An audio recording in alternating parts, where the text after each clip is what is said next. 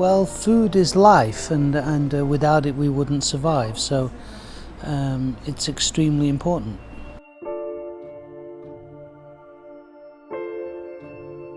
I am the house chef for my family. Ah, okay. I have a 7-year-old daughter and my wife, and my routine when I'm at home, when I'm not touring, is I get up in the morning around 7:30.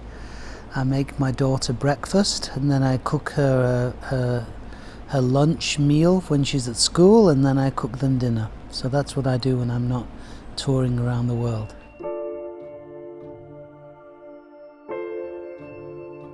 The one thing that we like to do is we don't like to eat the same things, and so there's a lot of variation. So it's quite difficult for me. The first food I learned to cook was Indian food, because I lived in the centre of Manchester in a place called Moss Side, and the next village over was a place called Rusholme, which is where all the Indian communities lived. So I used to do my market shopping in those stores, asking, and then I would be curious, and I would say to them, so what is that, and what is that spice, and what does that do, what's good, and they would tell you what is good with this, and slowly I start to learn to understand about Indian spices.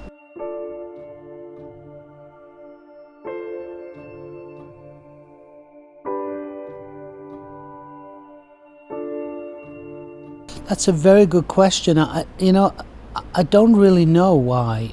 It's just it seems that it's some kind of fate that has happened, and also what I do occasional things for charity work, singing occasionally, but I believe my passion lies more in philanthropy, and the project in Ireland and in Sicily is really about raising the awareness of these areas to try to help people help themselves,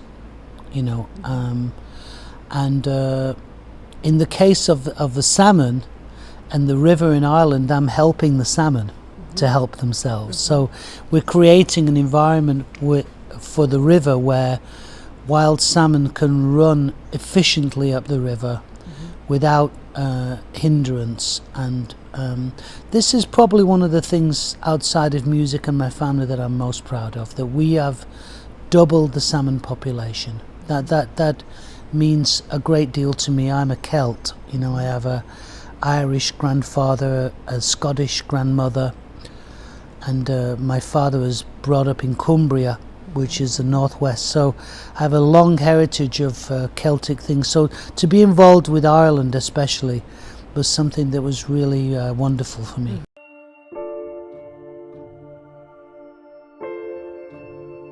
What I hope that people will appreciate is that I hope that I would be somehow a kind of an inspiration for anybody that cares about the environment and sustainability, that to enjoy, we're speaking now in Bavaria, that is a place I know that has great nature, many beautiful rivers and forests, and so the people here would understand that these things need to be sustained.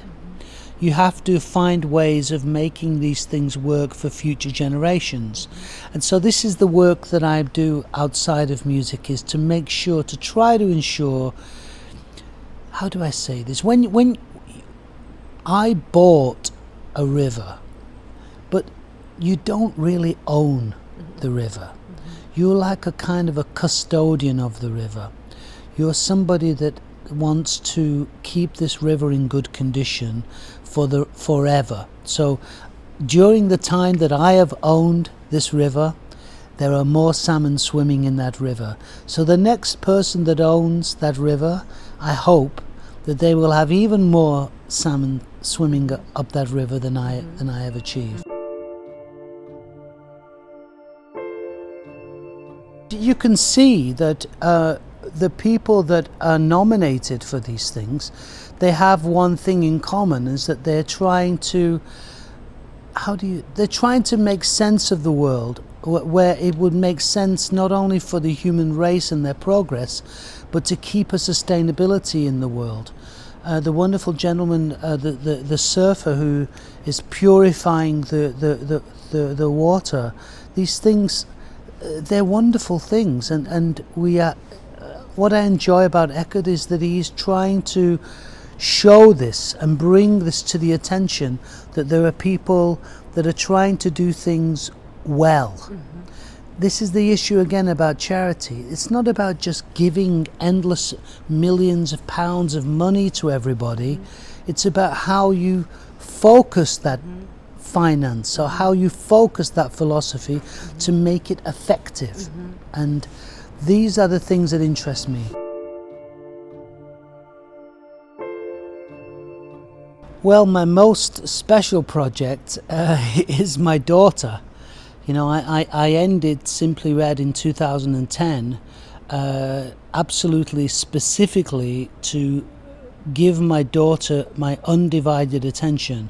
My father was a very responsible person for me. He brought me up on his own in 1963, and this was a time when no father looked after their child in the way that some men do now, and I think in some ways this went inside my soul, and that when I had my daughter, that I wanted to give her the time and energy that my father had given me, you know.